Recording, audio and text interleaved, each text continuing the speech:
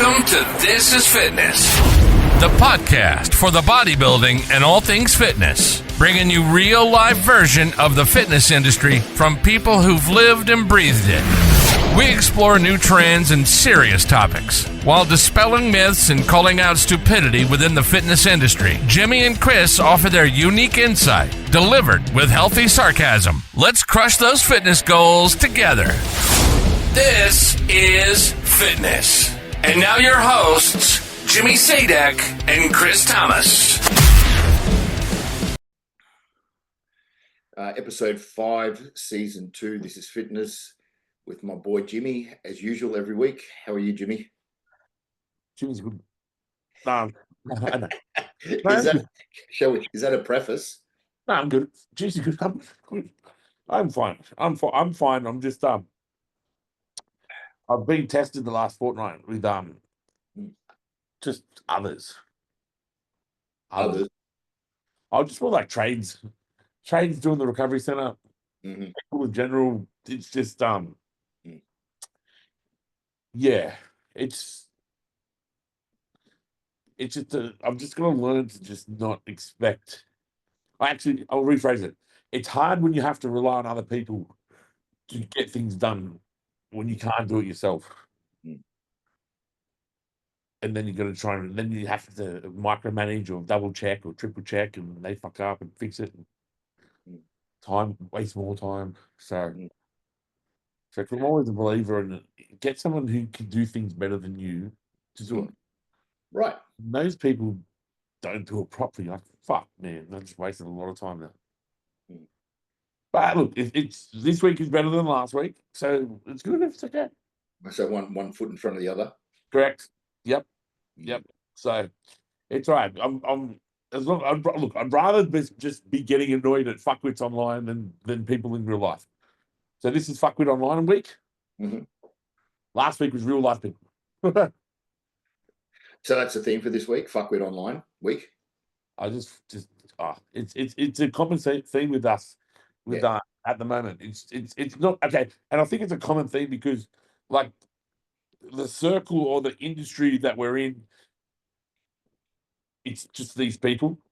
So other coaches, influencers, bodybuilders, like fitness enthusiasts. I think that's the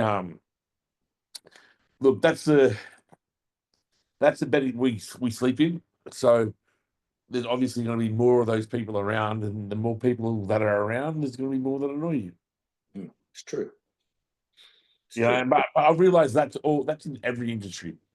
So I was talking to a client this morning who owns a skip bin company. Right. And he's telling me about the skip bin company wars and the ins and outs and the relationships and how they fuck each other over and. Oh, really? Yeah. So it's like I think it's whatever industry you're in and about, you're going to encounter the same sorts of things, types of people, just at different scales and different scenarios, I suppose.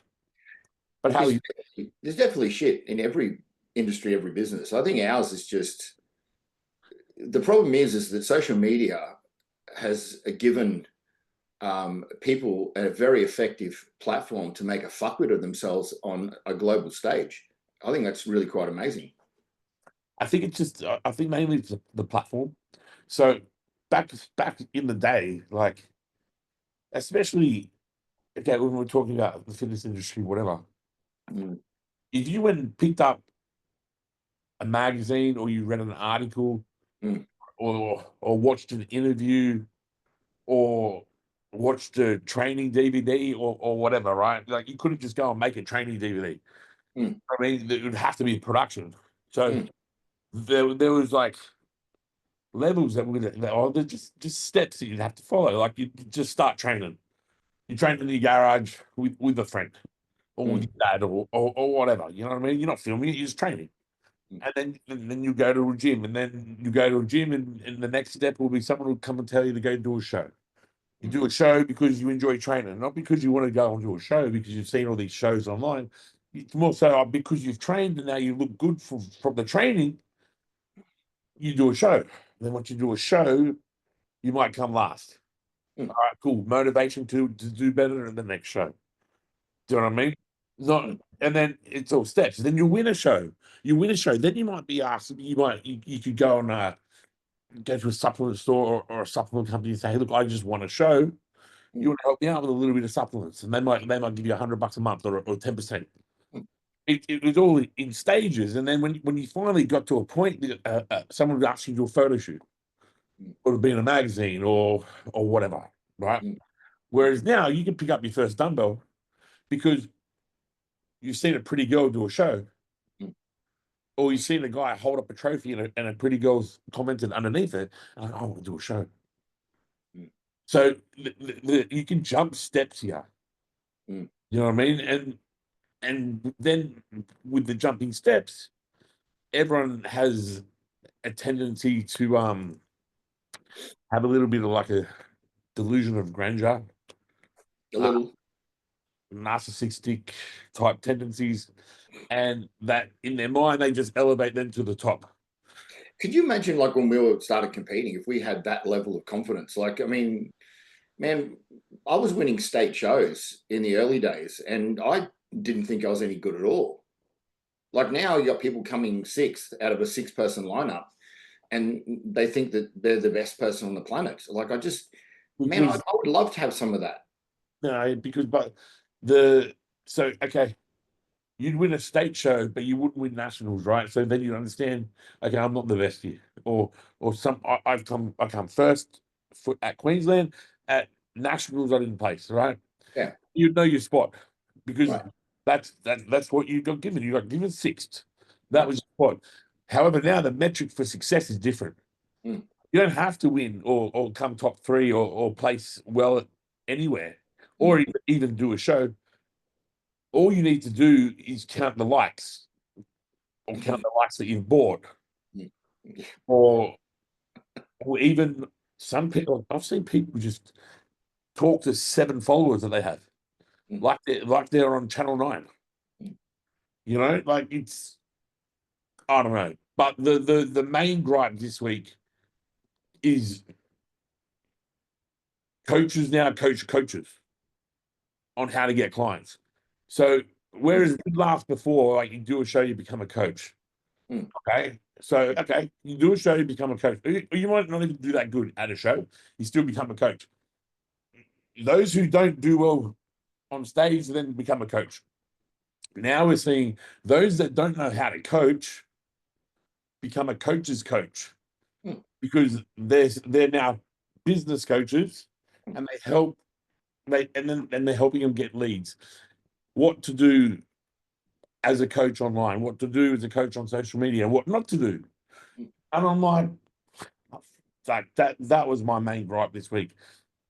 A couple of guys like that. I'm like, come on, man. Like, I think we just need Isn't that like the old life coach thing when that first came in? A life coach, and the person doing the life coaching basically drives a 20-year-old car, rents a room in an apartment, walks around in just rags, and he's a life coach. Like, what? Because you can talk to people. I don't, man. This whole stuff's just ridiculous. You got these coaches, they got mentors. Man, I'm a big believer in having a mentor, right? We've all got mentors, and really as a coach, you are a mentor. But, you got a mentor to coach you. You got a mentor for sales. You got a mentor for social media. You got a mentor for business. Every one of these people's taking pieces out of you, like, and you're just being fleeced. All those things are justifiable, yeah. If you get your business as a coach or a trainer or whatever to an unsustainable level, correct? Then they now need to learn. Okay, my business is now too much for me to handle on my own. I need to know how to compartmentalize it. I need to know how to segment it off. I need to know how to delegate.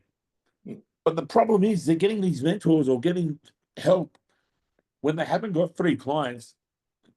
One, they haven't developed the physique for themselves, so they don't know how to one, coach themselves. They don't know how to develop a physique, and 3, like, they're just not good at what they do. So if you're not good at what you do, why do you need a mentor to help you build a business that you do, but that you're not good at. It'd be like me going out and building walls. I need a mentor to help scale my wall building business. I don't even know how to mix cement. Yeah, but the idea of being a coach is where this is at. This is what the issue is, right? Everyone just thinks this is what this that old saying, it's not all beer and skittles, that one there, right? So people just sit there and think that being a coach, it's cliche what I'm about to say, but it's like sitting there at a cafe with a laptop and a coffee and you're an online coach. It's been said 100 times before, but it's the idea of that and being able to be anywhere in the world and do this stuff online. But to do those sorts of things requires an actual skill set. It actually requires skills. It requires talent. It requires a lot of things. And it also requires effort. The other thing people don't realize is they sit there and they think that it's really quite simple. There is no coincidence here. The people making money are working fucking hard. And that's why they're making money. They're at it every day. You know, the ones that aren't making money, they're the ones boasting about making fucking all this money that we talked about last week, a week. And their work is only part-time at best, a couple of days a week, couple of hours a day or whatever. The rest of it's taking photographs. Mate, the thing that is true throughout every industry and everything is the people who work the hardest make the money. It's as simple as that. And if you think you're just going to sit there and get some mentor to show you how to use a sales funnel, okay, and you're going to have this, $10,000 a week clientele, then you're fucking kidding yourself. Nice question about mentors. Yeah. I know, and I know there's justifiable ones. Of course. Right? I'm not against it. I want to say that. I want to state that too. But the majority of these mentors, why are they mentoring if they're so good at what they do? Like, wouldn't they want to have the whole chunk? Do you know what I mean? Like, why? Like, wouldn't they want to have all these clients? Well, because what they've realized is they're I'm only asking, right? I'm going to show this mentor today. Right. Apparently, he's doing quite a few people from Melbourne, Queensland, or whatever, right? Yeah. I clicked on his page. He's got 3,000 followers. Yeah, right. There you go. I'm like, okay, if you've got 3,000 followers, right, and you're mentoring coaches about coaching because you're such a good coach and you made so much money coaching, where are your followers? But these are the obvious things, mate. Like, there was that bloke years ago who used to sit overseas in fucking third world country, living in villas and shit, coaching everyone, right? Or trying to coach people, charging them all this sort of stuff and acting successful. Dude, I can live in Thailand, right, and do the same thing and spend 30 or 40 bucks a night to live in a beautiful fucking room, right, and act like fucking King Muck, okay? But it doesn't mean you're successful, man, unless you're doing it in the Western world. It doesn't really hold up. That's when I get spoken to about people, fucking killing it. He's living in Bali or whatever, right? I'm like, you're living in Bali. You're not fucking killing it. Trust me. Would impress me. What? If he was killing it on the Gold Coast, living on the water in a house that he'd owned, driving, driving a nice car that's actually his. Yeah. That's killing it. You know what I mean? Like, we know how cheap Thailand and Bali are. Yeah, it's a working holiday when I've always gone there. That's how I've always called it that. I just go, you know what? I'm fortunate that I can go and relocate myself, have a bit of a break, adjust my week, adjust my diary so I have maximum amount of time possible. And it's always been a working holiday. It's not about that. But what you said is correct about this mentoring. And like, if you're that good, why? No, the answer, what I was going to say to you, you asked that question. Why the mentor? Yeah.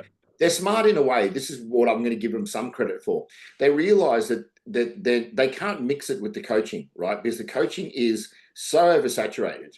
There are people that just should not even be allowed to use the term coach. Okay, they're everywhere. Every second person is an online coach. You can have a guy or a girl in a gym doing PT that can't even PT 12 clients a week, right?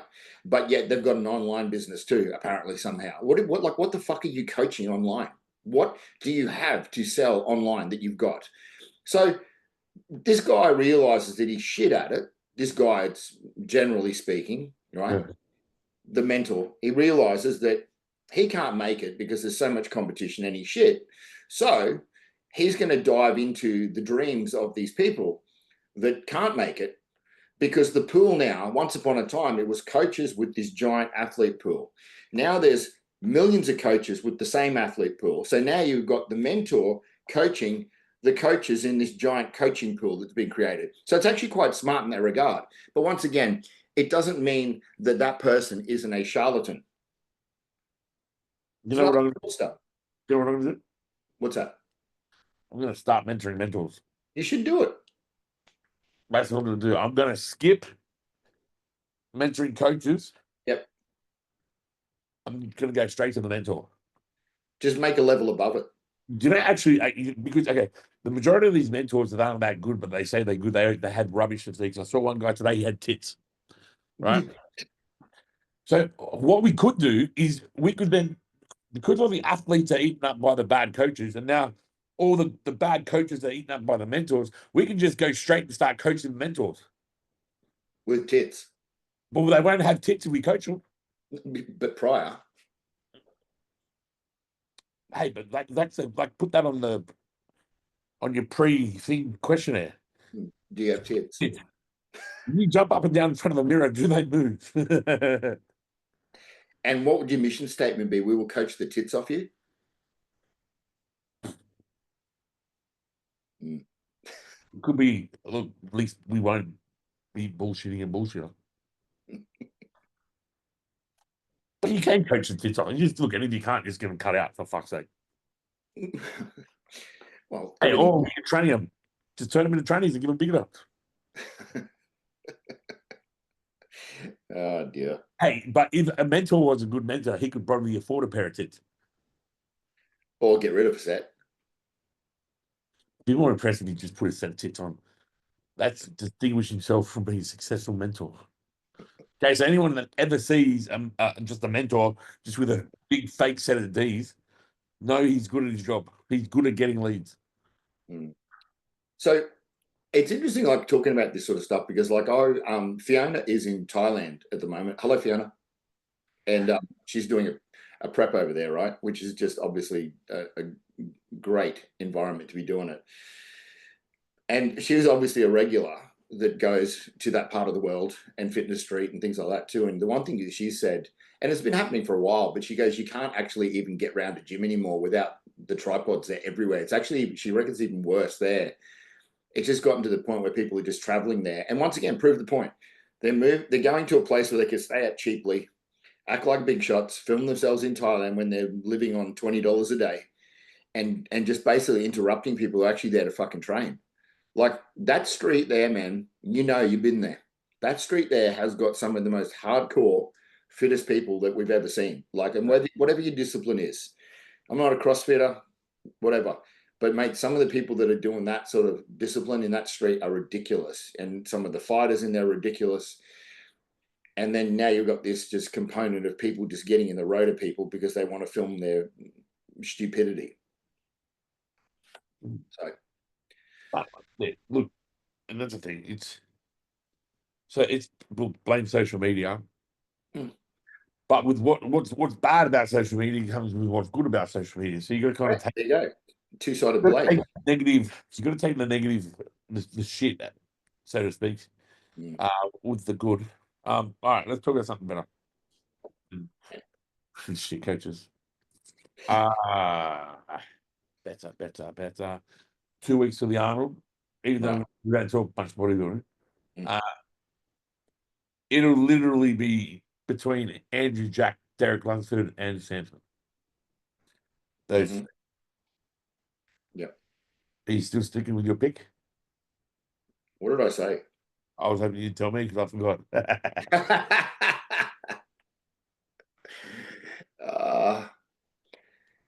Man, look, I don't know what sort of condition they're in and what sort of size they're in. I think honestly, I love the shape of Jacked, definitely. Samson in shape, hard, is always going to be really hard to beat. Lunsford, absolutely impressive in the fact that what he's achieved, 212 to open, the size, Not really a big fan of the physique. Not going to lie, that's all there is to it. But don't want to take anything away from it. I'm going to say Samson in shape is going to be hard to get round. There you go. Yeah, I agree. Yeah. He's looking sillier and sillier as the weeks go on. It's like everything though, Jimmy. You leave the door open, someone will walk through it. So if he doesn't, if he doesn't polish the job up and get the job done correctly, then he can get done just like anyone else. I just think that him at 95% will beat pretty much, most people at this point in time. Yeah, fair point. Mm. Have you got any athletes going into season 8? Yes. Are they any good? Yes. Yes. Yeah. I've got a few in season A. I'm actually pretty excited for season A. Won't say much more about that because she's shy. But I've got a few athletes in the middle of the year. IFBB Natty. On the Natty show. Yeah, and that sort of, I'm not surprised by, because when we had dinner that night, and then Tony sort of said, "Hey, listen, this is what we're gonna." Because remember the year before, it was just the middle of the year show, and it was like a qualifier thing. And then we're sitting at dinner. He goes, we're actually going to do that middle of the year show as a Natty show. And I said, man, that is the fucking best idea. So I'm not surprised that it'll work, but there's a fair bit of interest in it already, and yeah. So I think that show might end up being a winner, to be honest. I can't wait to do that show. Look, my stance on this anyway. I think that I think it should be that. I think if you're only a crucified, but I actually really don't fucking care. Okay, if you're a bikini, right, or something like that, you should be natural. Okay, and I think bikini should have been drug tested from day dot. I don't even think they should be allowed to use gear. If you can't grow that enough muscle to do bikini on a natural level by training hard and eating properly, then you shouldn't be even doing it. Okay, so that's my stance on that. Always has been. This. So I really like the concept of this Natty show and the bikini in that show, and also the new category, this fitness model category thing they've got, or is it a fitness model? Is that what it's called? Yeah, so I was reading the criteria the other day about that. So I think it's a good concept. No, Yeah. What about you? You got any?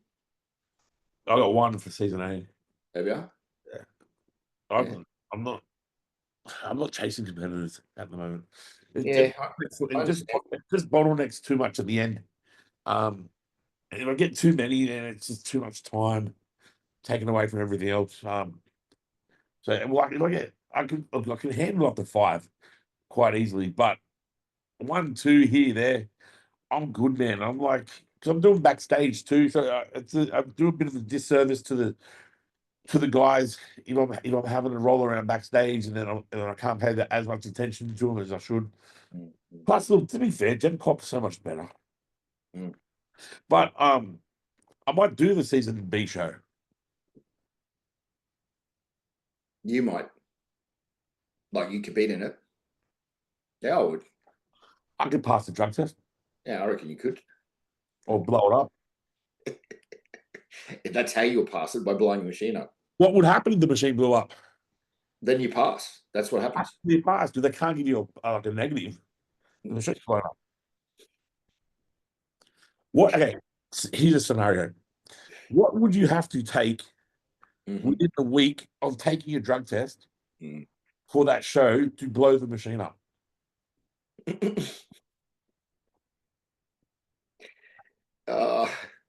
Okay, what compound would you consider? If you had to put 2 compounds together to blow it up, what would you use? Halotestin and either Tren or Ment or something like that. Yeah. That's a pretty good fucking combo. Yeah, right. Combo. Yeah. Halos for sure. Yeah, that blows up your own head. Halo and Parabolin. Yeah. How much of each? Well, man, I don't know. Like, I've never used halotestin above 10 milligrams ever. It's light work. Huh? That's light work. Polo 10 milligrams. Huh? I give my son 10 milligrams. Oh, it's amazing. I mean, I've only ever used it in the last 7 days before a show, and I've only done it a couple of times. Well, you know the motto that I had beyond a time, you can't kill yourself in 30 days, right? Okay, so we're only going to use the Halo for 7. How much damage could you do in 7 days? Well, I mean, at that point in time, you're just using it for cellular volume and hardening and, a bit of fullness. And there's, the lack of aromatase is what the biggest issue is. But they're toxic. That's the problem, So, yeah. But as far as, yeah. Be to get yourself feeling as shit as possible before start taking them, then you won't feel them. It's an interesting concept. So 150 Halo? No, we're just trying to blow the machine up. It's the last week. I'd go for the combo to blow it up. No. So we're going 150. We're going to establish the amount. So we've established, because the most of the Halo we've ever done is 30. Right. So if you're trying to do some damage, just times it by 5. 150. That's how I got that number. Right. Okay. All right. So there's a formula. Yeah. Intellectual knowledge is here. I'll tell you about it. And what about how much hexahydrocarbonate would you use? Is that a fancy word for Trent? That's parabolan. Oh, just say parabolan. You make it look bad. 2 bottles. 2 in the week. 7 days. 3 mil a day. 2 bottles. And is it the old 76 mil as what it used to be when they made it pharmaceutically? That's stronger anyway. Sorry, I should say. So excuse That's me. stronger anyway. Huh? That's stronger anyway. Yeah, than now. Yeah. You can do 2 bottles comfortably because it's just the 1 barrel. A 20 mil barrel. No, just 3. One 3 mil barrel. You never waste a barrel, Chris. Oh, so you do a full. Okay, I'm just so I'm on the same page. You're doing a barrel a day. 21 mil. I want to blow this machine up. I want to pass. Don't worry about the acne on my back. The concept of that frightens me. Well, apart from the obvious, I've never used Tren in my life above 350 milligrams, right? And you know that because I'm a nightmare even at 350. So I don't like anything. I don't use the shit at all because I would rather not walk around just agitated the whole time. So I tried it at 175 megs a week, and it was more tolerable at that level. Yeah. So using 1500, something that I can't comprehend, but that's interesting. No, but that's why you're not going to do the natural show. You're going to coach me for it, and then I'm going to change my doses on the side. Oh, so it's not including them. Hey, not including your normal dosing. No. This is extra to blow the machine up. When you first asked me this question, right, I thought you were going to say to me, if you're doing the natty show, how long will it take you to clear before you're natty? That's where I thought you were going to go. I didn't get this. I didn't. No, look, I mean, to think about that, you got to waste so much time. You have to get off. I'd rather just tsunami it, just blow the cunt up, just feed it with too much. Because you know how we talk about, if you want to peak someone for the show, right? Bring them in at 95, 96%. Because if you go for the 100 and get to the 101, they're going to spill over and be smooth. So just roll through the machine. Do you remember the World Championships that I was going to do in Brazil, right? And remember, we were going to travel through South America. Lucky that didn't happen because we probably wouldn't have come back, right? But that was a suicide mission. Yeah. because we were coming back from Mexico or something, weren't we? Had it all planned. Anyhow, that show's tested, even though it's an IPB show, right? So I remember sitting down and working out how you're going to do it, and it was more trouble than it was worth. It really was. Like, if you get blood tested and the sample is tested in a mass spectrometer, you're fucked. Period, because they're going to detect the compound from mate, or metabolites of the compound, mate, for 6 months, 9 months in some cases, in some things. They're for 18. Say it again. Like decades even longer. Apparently, yeah. But if you're doing a urine, that's a different thing. That's why actually, it's really quite funny. Well, that's why these guys that get busted in the natty federations, they're always getting busted for furosemide or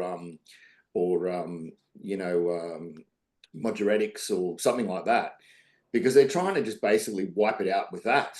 Yeah. I don't know if you saw it, man. They actually name and shame. I think it's ICN. Dude, no, I don't know that yet. Have you seen it? I've seen it before, yeah. Unbelievable. They just like post a picture up. This guy failed the drug test. It's got a picture like a mugshot. Fucking amazing concept. I reckon we should do something like that with I'm going to use it, inverted athletes, because half of them just aren't athletes, but we should do something like that for the ones that actually renege on payments or debits bouncing away your money. We should have like a shame list that all coaches can see. I reckon that'd be a great idea. I actually would subscribe to that. So basically, if someone owes you money for or debits are bounced or they left you hanging, whatever, if you can show proof, well, you can add them to this list, then a coach can log in and go, okay, I've got a new client, let's just see what they're like. Fuck, no, he's fucked over 3 coaches. I'm not going to take him on. I reckon that'd be a great idea. I reckon there's got to be ramifications, because look, all you got to do is paste. Okay, it's simple. You just download the PDF, which is the contract. You post the contract. You post a picture of the person, and you post what they've done, and then you post a picture of the transactions that have failed and how much is owing. There you go. That's how you do it. I would actually not be opposed to that. See, people don't actually understand this, right? Is that if you look at like my Maya books or whatever, or even the debit ledger, how much money is dishonored over the course? Like, man, it's not uncommon to be dishonored up to 10 grand a year. Yeah.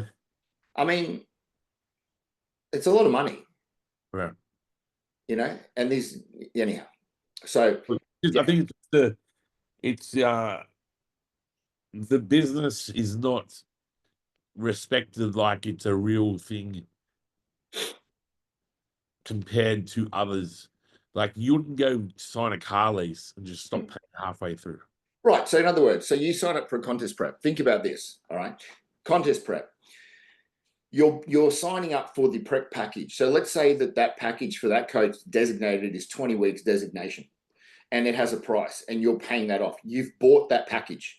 Right. You can't just after 4 weeks go, do you know what? I'm not going to do this show. That's fine. You don't have to do the show, right?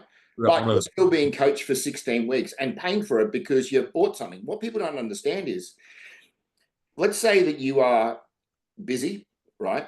And that you have a designated number of people that you allocate prep positions to, whether it's 6, whether it's 10, whatever. People take up these positions, right? And then they want to pull out it with, 12 weeks to go. You can't put another person in that spot at 12 weeks out, right? So that's the issue here, right? So you can't just drive a car out and go, do you know what? My auntie's sick. My head's all over the place, and I'm kind of depressed, and I don't want to leave the house. You can't just drive your car back to the dealership and go, do you know what? I don't want it based on that. Yep. Too fucking bad. Sorry that you're going through some shit, but do you know what? You're paying for this, right? And I'm pretty sure the majority of coaches, I know I would turn around and go, do you know what? You're going to continue paying for this. If you're not in a position to do this coaching right now, I'm happy to credit you the whole thing, but you're fucking still paying for it. That's fair, right? Yeah. The contracts need to be honored the way that they should be, because it's actually you doing the person a favor, letting them pay it off. Right. They should pay up front. Okay. So that's the point. And then what you said, you like Gen Pop better. I agree. A lot of my most enjoyable stuff is like high-end people that you're just trying to basically think of it this way. And I heard this term the other day, so I'm not going to take full credit, but it was amazing because there's a guy in the gym that I train at, he's a doctor, and he was talking about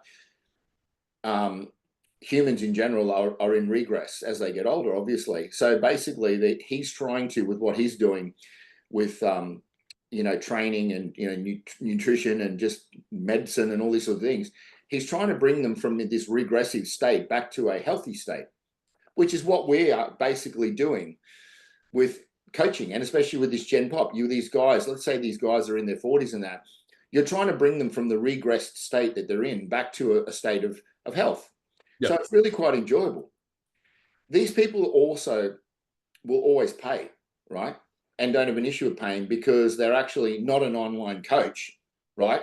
And supposedly making 10 grand a week and can't pay $150.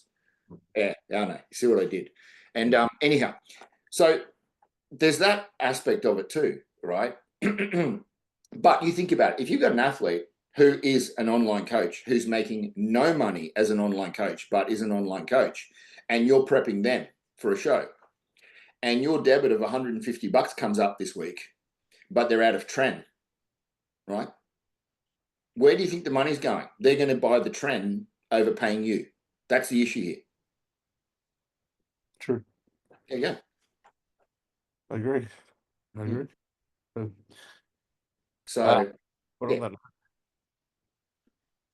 what I do think though, is next week, I think I'm going to get a guest. I don't know who yet, but it'll be someone quite entertaining. Right. Yeah. Got someone in mind. You have got someone in mind? Okay. Well, we'll talk about it afterwards. Do I like them? Oh, yeah. Yeah. Good. Yeah. That's prerequisite tick. Chris likes them. Yes. But, all right, on that note, that was episode, what was it? That's episode 5. 5, season 2. Season 2. Yeah. Yes. Awesome. Oh, man. Goodbye to everyone. This has been This is Fitness. With over 60 combined years in the fitness world, Jimmy and Chris have walked the walk and are here to share what really works. Their passion is to explore new trends, dispel myths, and call out the stupidity within the industry. We hope you've enjoyed the show. If you did, make sure to like, rate, and review. And we'll be back soon. But in the meantime, find Chris on social media at Chris Thomas Alpha Ethos and his website at alpha-ethos.com. Find Jimmy on social media at jimmysadak.designercoaching and his website at www.jimmysadak.com. See you next time on This is Fitness.